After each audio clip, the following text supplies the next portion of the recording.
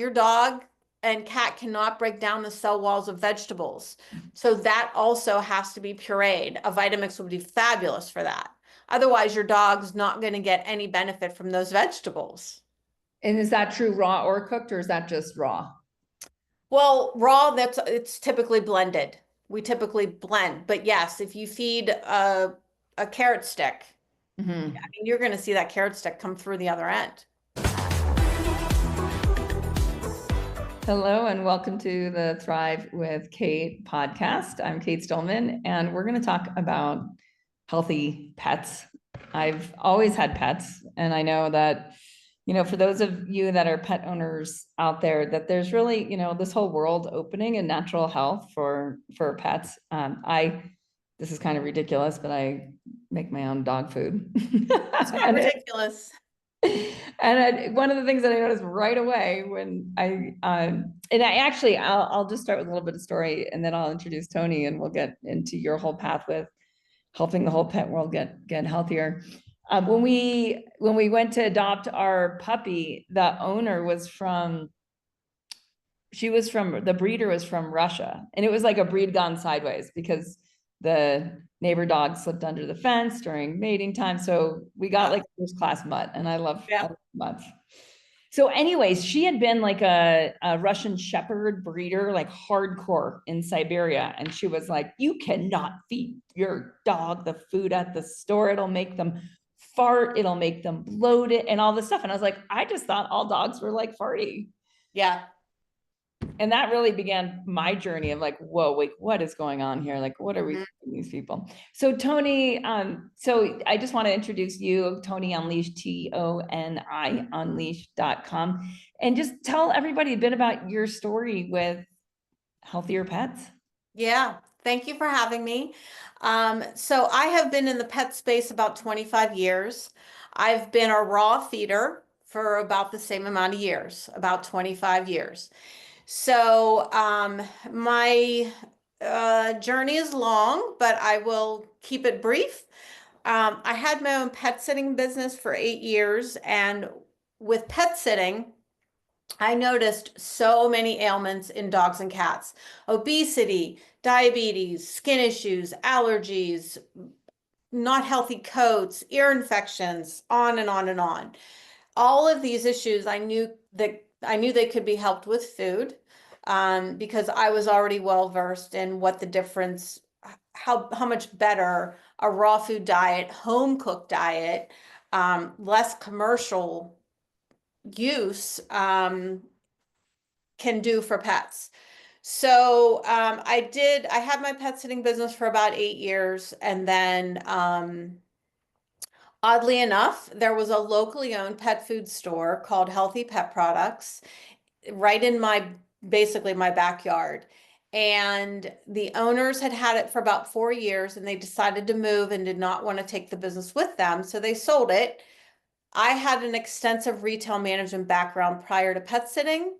So I thought, okay, this is both of my passions. I think I can do this. So I bought the business, and I owned Healthy Pet Products for 16 years and grew it.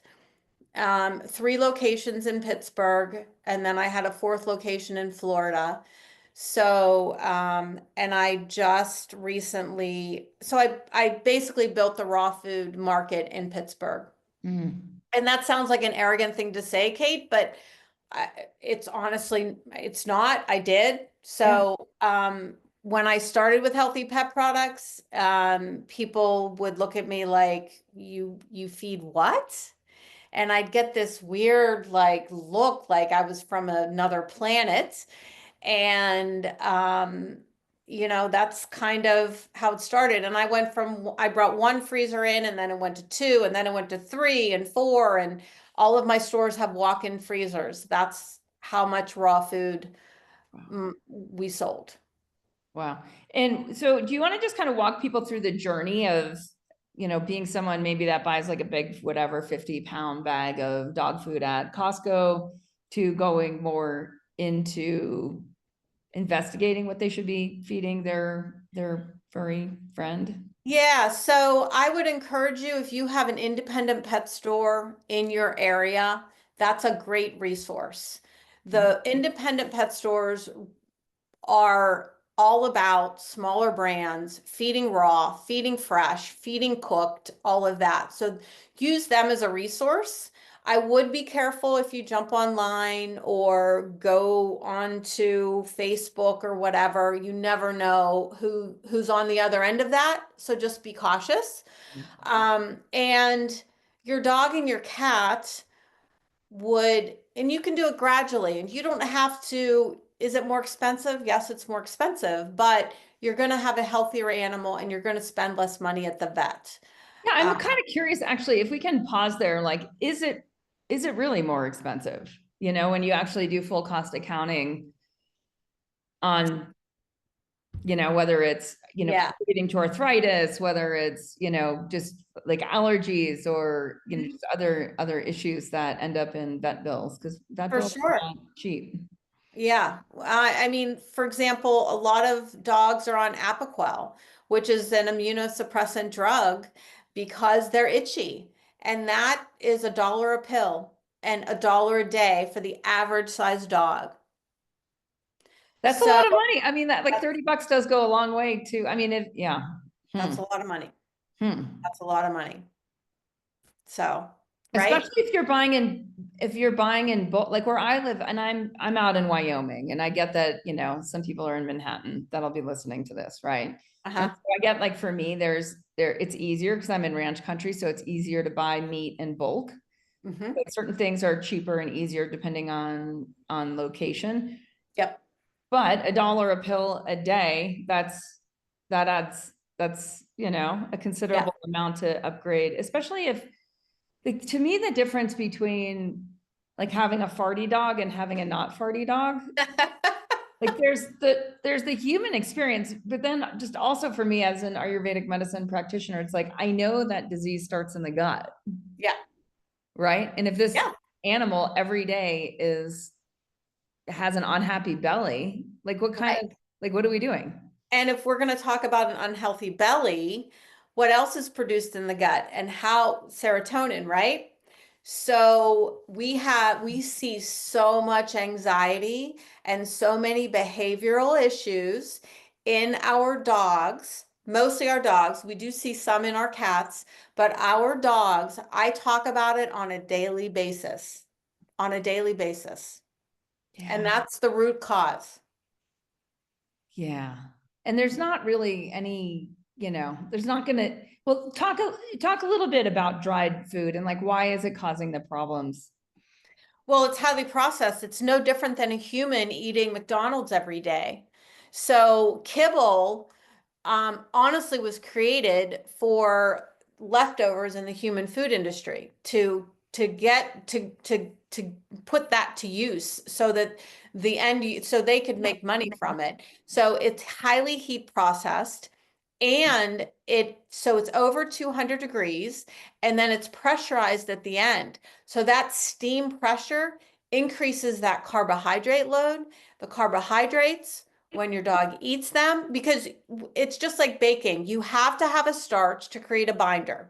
So we have to have a starch to make kibble because it's crunchy, just like a cookie or a cracker or whatever. So when your dog and your cat consumes that carbohydrate, that turns into sugar. Their sugar spikes, then it plummets, then it spikes again. So it's just the classic. And cats don't even have the I knew this word would escape my brain. That cats don't have amylase, which is the enzyme that breaks down carbohydrates. Did I get the Yeah, right? yeah, yeah. No, exactly. It's the Yep. amylase. Yeah, it's the enzyme. Yeah. So cats don't even have it. And we feed cats kibble. And then we wonder why they end up diabetic and in renal failure. Yeah. And then if we free feed a cat kibble, so if we leave kibble out all day long, Yeah. that puts a cat, which is a desert animal, in a constant state of dehydration, right? It's mind blowing. Yeah. Explains a lot. It, but it's common, but and it's to me, so when I found out about raw feeding, Yeah. literally a light bulb went on in my head. Literally. I was like, "Pff, well, yes, Yeah. this makes sense. This is how they would eat." Yeah. Yeah. So, and even a home You want cooked to talk diet. about the adjustment, like because Oh, as pets adjust? Yeah. mhm. So believe it or not, and I don't advise customers or clients of mine to cold turkey, but Mhm. when I found out about raw food and I read the book that was recommended to me. So I found out about raw food because I walked into a grooming shop just to inquire about their services, and I literally witnessed the groomer handing her dog a raw chicken leg. That's how I found out about raw food. And I'm not shy, so I literally said to her, I said, "What are you doing? You can't give your dog raw chicken, let alone chicken bones. You're going to kill your dog." And she said, "No, I'm not." She said, "You need to read these books." So the first book I read was by Dr. Ian Billinghurst, called Give Your Dog a Bone, and he's an Australian vet, and he is the pioneer. He is a pioneer. So anyhow, when I read so I literally cold turkeyed as soon as I finished reading this book. My dog at the time, her name was Meg. She was a rescue. She was feeding Purina One. I kept feeding Purina One. I was, thought, okay, those little triangular kibbles. So I cold turkeyed her to raw food. Which is like, it's funny because it's like the junk food of the dog It, food, right? Purina. Like if you're gonna go for like junk, that's what yes, I love yes. the 180 because I know a lot of people listening are in that where they're like, but I just watch the commercial and buy the food and the happy, Hmm. We Yeah. are so driven by marketing, it's not even funny. Not even funny. So, so Meg, I cold turkeyed her. She had no digestive upset whatsoever. No diarrhea, no vomiting, no nothing. So we took it and ran and we never looked back. And she was a completely different dog, and all of my dogs are different. They have cleaner teeth, fresher breath. They don't fart. They have small stool because they're not taking in a lot of filler. My Great Danes poop like I wish I could show people pictures of how much she poops because if she ate kibble, it would be 8 cups of kibble a day. Mm, 8. huge. Yep. Big dogs. So I Can could we just go go, back to that? I'm still hung up on the chicken bone because I've heard this chicken bone thing. So yes, what is it with raw bone? So what is the, and we'll put the link to Give Your Dog a Bone by Dr. Billinghurst. and this is 1993. So this is not new. This is not trending. This is, Oh no. I This mean, is a movement. This is not a fad. This is a movement. yeah. So the next time anyone's around a farty dog, educate the owner. Yes. Listen to the show. Okay, so back to chicken bone. So you can give a dog a chicken bone. I thought. Yes, you can. And how come? So isn't there I would say the whatever the folklore, right? Or maybe it's Uh-huh. not folklore, is that the bone will splinter, right? Correct. So what's the deal? So when they're raw, they're pliable. Uh, When they're cooked, they're is brittle. yep, yep. Okay. Layla, my dog, she eats 2 duck necks a day, and we're gonna work into backs, frames, the whole She frame, eats duck what? necks, Necks. Oh, necks, raw, completely raw. and so in terms of sourcing, so again, we're kind of back to like these are not the necessarily like the prize cuts of meat that humans are getting, right? So these are dogs have left or have eaten a lot of like what we have had left over historically, Yeah. right? And so this is, if we just look at how their physiology evolved with humans, like we're not talking about wolves in the wild here, we're talking about this co-evolving relationship between canines and felines and humans over time, that they're given these scraps in order to protect the place, right? Like Mm-hmm. this collaborative relationship that we've had. So I Mm-hmm. love this idea of like the neck, because most people are throwing out anyone who cooks a whole chicken, like they're kind of like, what do I do with the neck? And you're saying you can give it to Fido. Mm-hmm. I normally get a whole chicken and the neck is in it because I like to do a chicken in a crock pot and then I Yep. just have it for the week. And my dog gets the chicken neck. So, and the interesting thing is, Kate, so my parents, if they were alive, they were born during the Depression. So if Mm. they were alive today, they'd be 100. And when I told my parents that, I found out about this raw feeding and I'm going to feed my dog raw, it didn't faze them one bit. Because they had grown up with dogs that were, yeah. Yep. Yep. Okay, so should we get into raw versus cooked then? Sure. Yeah. So, and home cooked, I'm all about it. All about it. So if you are home cooking or if any of your listeners are home cooking, all about it. Um, a lot of there's more to home cooking than just doing chicken and rice. So if you're just doing chicken and rice, that's not enough because they would never, just like us, we would never eat a complete and balanced meal every day of our lives, right? Right. So this is another thing that we have been kind of brainwashed to believe is that, and you'll see it on a package, complete and balanced, approved by AFCO, Animal Association of Feed Control Officials. So, so that's, we get our balance over time throughout our meals. But people that are home cooking that are just doing chicken and rice, your dogs do need more than that. Your cats need more than that. They don't need the carbohydrate added in. They do need some bone. It is important to do your meat and bone and calcium to phosphorus ratio is important to think about. So you can get crushed eggshells. You can, there are some, Wait, but if people just have eggs, so if they start saving their eggshells, crushing them, yeah, but you really got to pulverize them. so you put them in like a Vitamix? You could probably put them in a Vitamix if you think you can get it. You have to dry them because they have to get, otherwise they're just going to pass through. You know what I mean? Same Yep. with vegetables. They cannot, your dog and cat cannot break down the cell walls of vegetables. So that also has to be pureed. A Vitamix would be fabulous for that. Otherwise, your dog's not going to get any benefit from those vegetables. And is that true raw or cooked, or is that just raw? Well, raw, it's typically blended. We typically blend. But yes, if you feed a carrot stick, I Mm-hmm. mean, you're going to see that carrot stick come through the other end. Mm-hmm. Mm-hmm. You know what I mean? So if people are saving their eggshells and they have a dehydrator or a low heat oven, throw them in once a month, dehydrate them, put them in the Pulverize. Yep. pulverize them. Yep. Otherwise, what? Just like buy the equivalent on Amazon of like a pound of dried eggshells. Yeah, but then you gotta, find the pastured and you know what I Check mean? your source, right? Which we're Yeah, all throwing out eggs. Anyone who eats eggs is throwing out the eggshells, right? So totally. Because even a compost pile, they don't break down in a compost pile. no, no.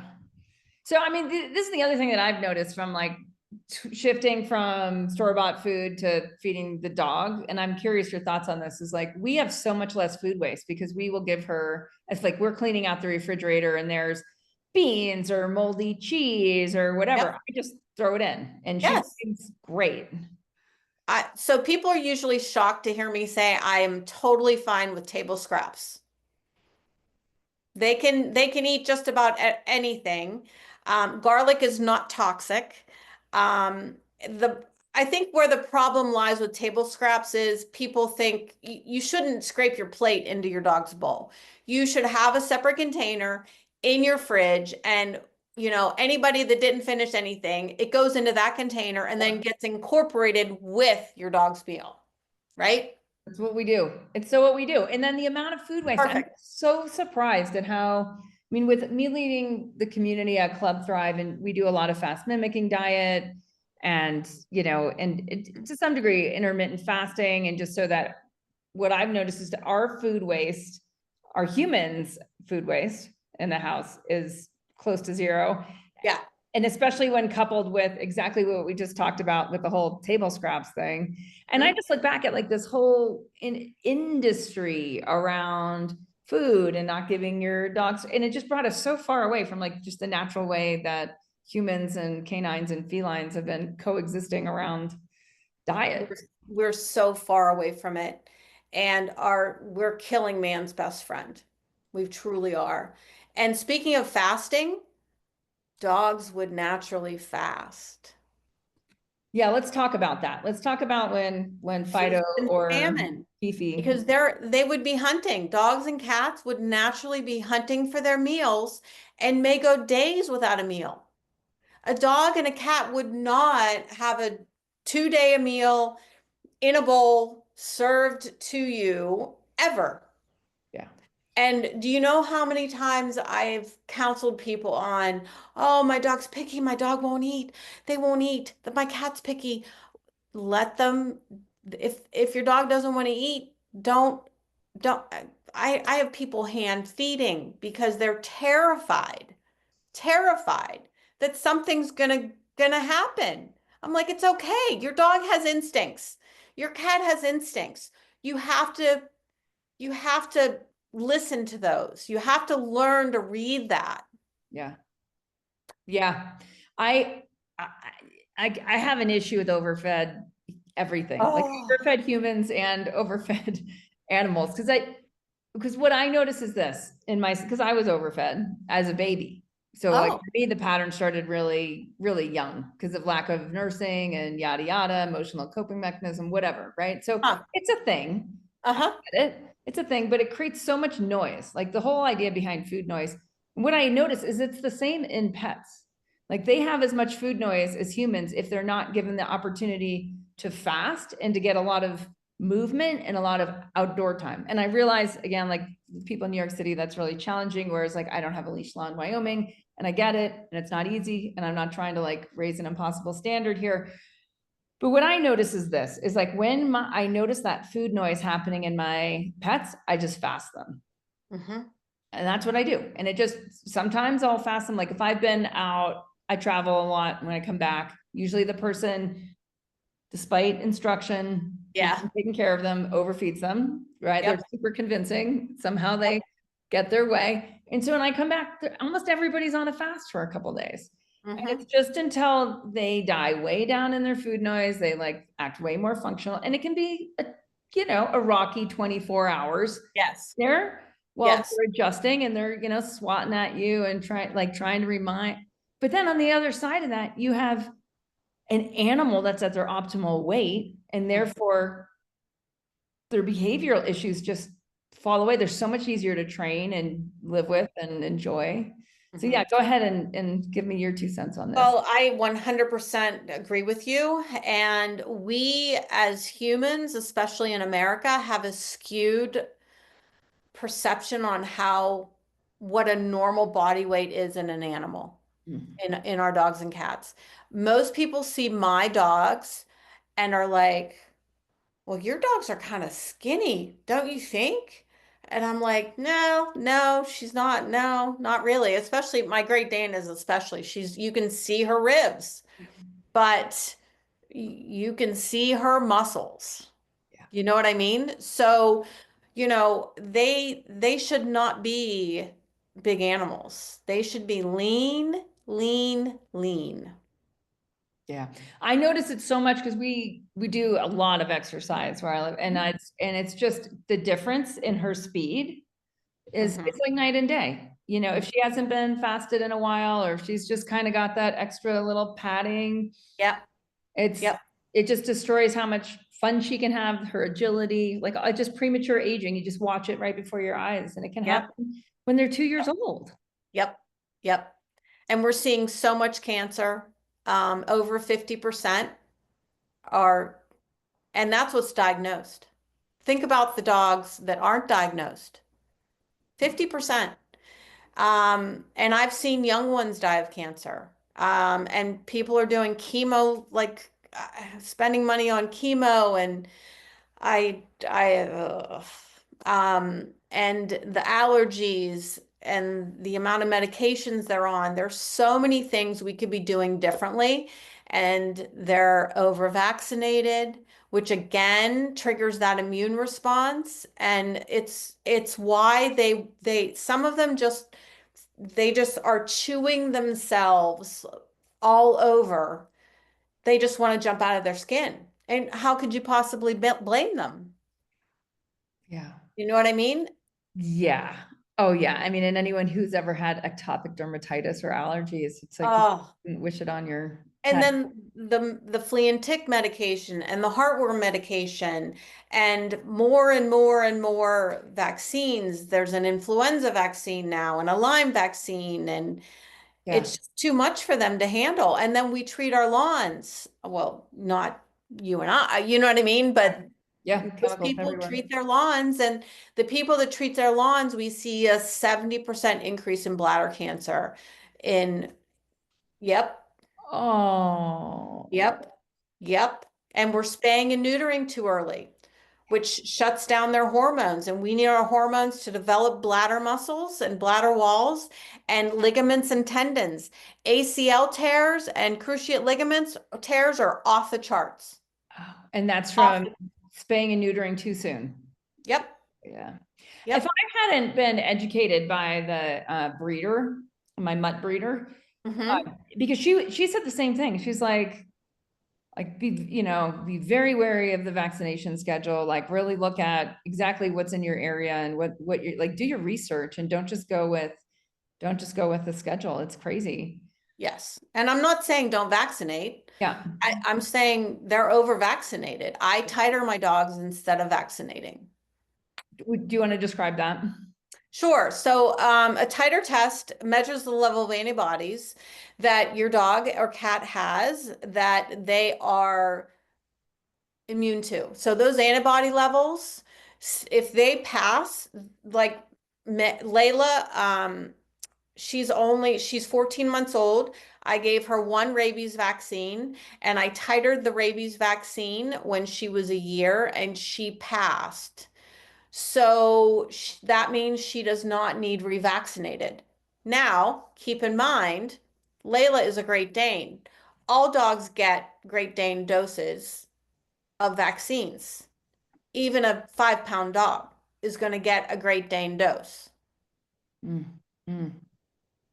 How scary is that? Yeah, it's like this, it's insane. Yeah. Okay, so for someone who's listening and they're like, okay, I need to make this actionable, like I want to start to experiment with maybe going like 50% off of the dried food for my cat or dog, where do they begin? So it's a journey. And usually I tell people 25% new food. I mean, if you can budget to reduce your kibble 20%, at least reduce your kibble 20% with fresh food, whether that's home cooked, scraps, raw food, raw eggs, whatever. 20, reduce that kibble, that starch load as much as you possibly can. If you can't afford to completely eliminate kibble, then you don't, but at least try to reduce it. And usually what I see happen, Cate, is as they start to reduce the kibble and incorporate fresh food, they see the differences. And then they start learning about other possibilities like raw goat's milk. Raw goat's milk is excellent for dogs and cats. Um, then they start doing more and more and more.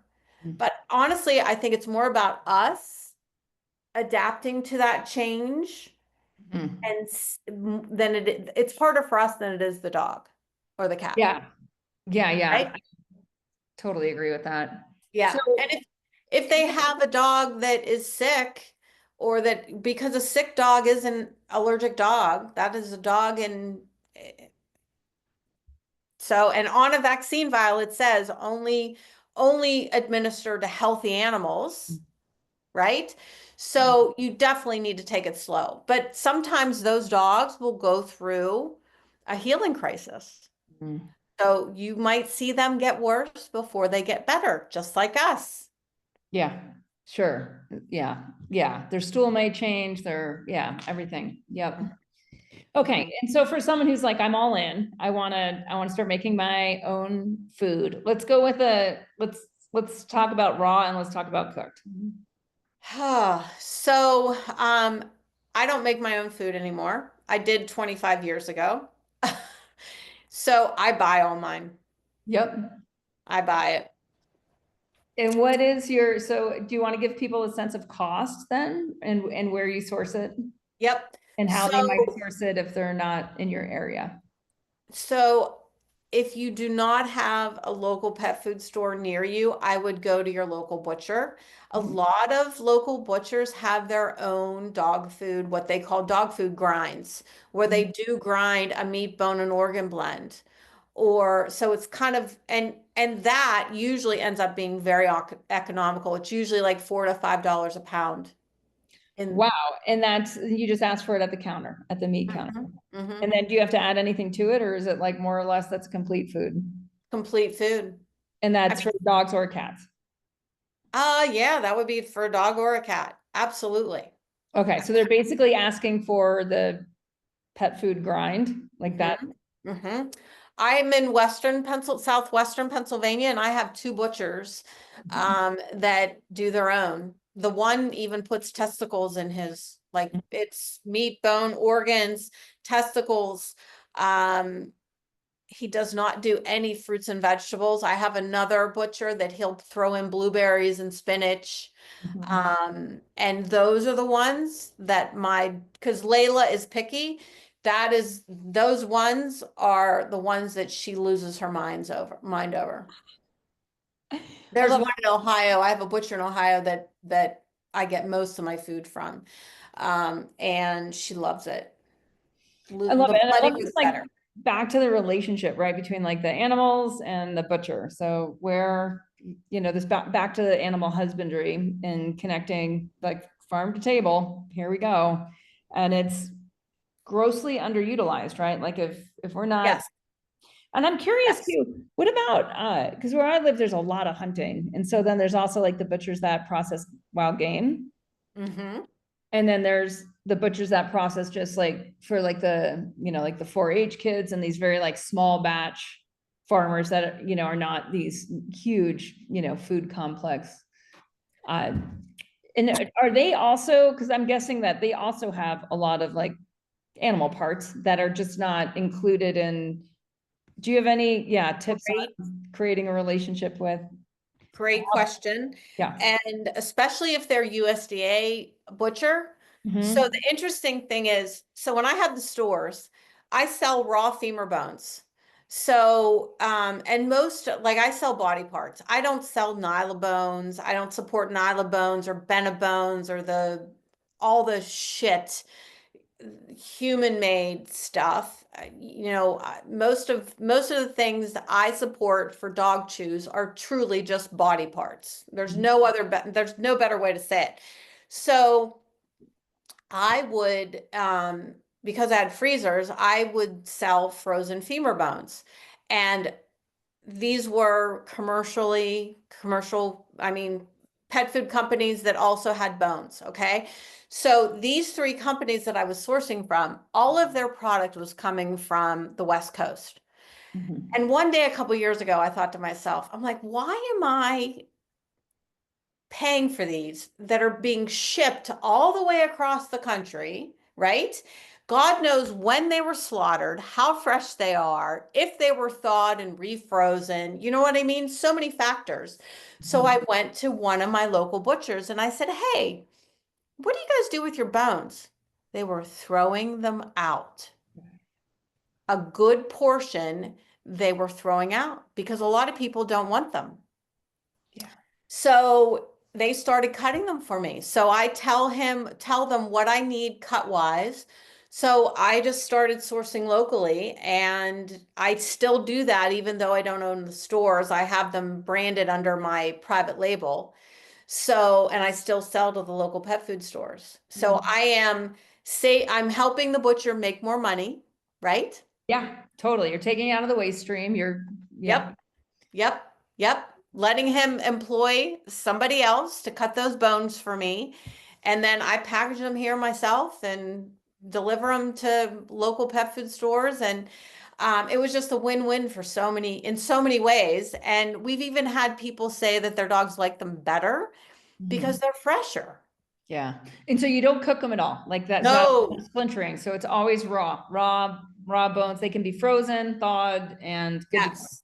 Yes. And femur bones are the weight-bearing bones. So they are the densest bone and they are great for your teeth, their teeth.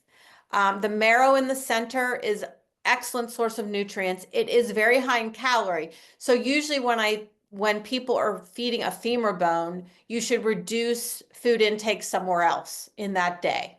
Yeah. Just common sense, but Common sense. Yeah. Once you get into it, it's all common sense. It's it like, really is. and I love how, it's like the more we get it, it's like, again, this coexisting relationship that's happened over millennia and millennia Yep, and millennia, right? Whereas like the stuff we didn't eat, they did.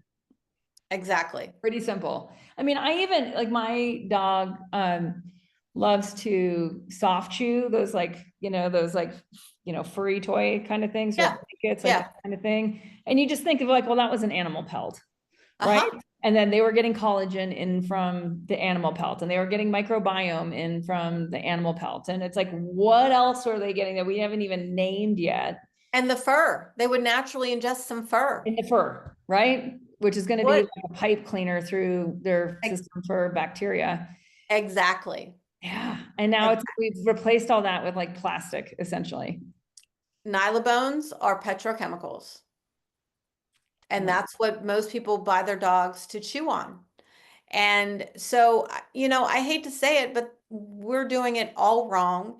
If any of your listeners go to their vet tomorrow and say, "Hey, I heard about this raw food," Mhm. they are going to be shamed Mm. and talked out of it Yeah. because get this, the vet will say there's no scientific proof and the bacteria is dangerous, right? We only have how many millions of years that this is what our dogs and cats have been eating, but there's no scientific proof. Right. But Right. there is with They won't purine. study it. They won't study it because no one will fund it. Exactly. Yeah. Exactly. Oh gosh, it It's is a rabbit hole. true. It is, and I can just hear, because I know this is the other thing, and I've talked about this on the podcast before. It's like, I make dog food once a month and I freeze it. Hmm. Right. And it's just a thing. And we've done it since we got the dog. And it's been interesting, like raising, and the kid wanted the dog. So we ended up with the dog because my husband and I had lots of dogs and then we were like dog free for a while and traveling a lot. And then the kid wanted a dog and we're like, okay, but you have to like take care of the dog, which means like take care of her body. Her body has needs, Yeah. Yeah. And so it's been really interesting how like over time, as the kid is now a teenager, like the dog eats healthier than anybody. Right? Like the dog has like the least amount of crap. And I'm like, at least I can control in my household, at least I can control someone's diet. And so that I can see the health benefits of that diet. And it's been Yeah. interesting. And, because I know a lot of people listening are like, I don't have time, but we have time for whatever we We do. actually want to have time for. And so, We have the time. We have the money. I mean, yeah, if you drink one less $7 latte, you know yeah, what I mean? I mean, and is it really that good? yeah. And So having healthy pets it's so rewarding. It's, our pets do so much for us, and we have to be their advocates. They can't talk and yeah, they're suffering. They can't say, I have a headache because of that heartworm pill you gave me. right, right. You know? Are there any other books that you recommend for, especially for like the vaccine information? Or is that Hmm. more just internet searching, like go to Perplexity? Yeah, so Dr. Karen Becker, she is really an advocate for, and Rodney Habib. They are all over it in pushing this movement. Okay. They Okay. are the best people to seek out on social media or the internet to Dr. Judy Morgan. She's another one. Um, I'm actually going to her conference in 2 weeks. She's having a natural health conference in Orlando in 2 weeks. So they're the best people. Awesome. And I just found Rodney's YouTube channel, so I will subscribe to that and we'll share that in Great. the show notes too. And he has homemade dog recipes. I think once people start looking, you'll realize that Yeah. this information is widely available. Widely available. It's a whole other world. Yeah. And Yeah. it's easier. It is easier in the long, like there's something that's so healing about getting rid of the junk and having a just more complete pet care system within your house. And you see so much change in your animal. It's so rewarding. Anyone that is doing topical flea and tick treatments that has kids, you have to think about your kids petting your dog and then putting their hands in their mouth. Those are chemicals. Those are insecticides and herbicides that we're putting in our dogs and cats. Do you want to talk about, do you use diatomaceous earth at all? Because that's something. Yeah, I just put it on Layla yesterday. Yeah. Okay, so do you use it topically and in diet, or how do you use it? Yeah, so I dusted all over their coats. So the thing to know about diatomaceous earth is it's not going to repel, it's only going to kill. So when a flea and a tick crawls through the diatomaceous earth, that's going to kill the bug, but it's not going to repel them. So in addition to diatomaceous earth, it's also good to do a spray like a cedar side, or you can make your own out of essential oils, or there's Project Suds is a great woman-owned brand that she has truly a natural shampoo. It doesn't get sudsy. Truly a natural spray that I fully support her and what she makes and what her mission is. And then an internal powder or internally feeding garlic on a daily basis is also, your dog is going to emit a different odor. And plus home cooked and home raw or raw fed dogs and cats, they are less likely to get a flea infestation because they're healthy. Yeah. Yeah, it's so true. And for those who are wondering, like diatomaceous earth really is dirt cheap. It's Oh yeah. diatoms. It's like if you buy a 10-pound bag, it's about $3 a pound. Yep. It's not, and I take it. I mean, I heard on Human Garage, talking about it for fascia and for scar tissue. And so I started taking diatomaceous earth, and it's just kind of one of those things like, how many of, like garlic, I take garlic, like how many of things that we need for our immune systems and for our excellent digestion do our pets also just need. Yeah. It's not that hard. It's not expensive. You can use it as a natural dewormer. So do a quarterly, put your dogs on it quarterly just to kind of clean out the gut, right? Yeah.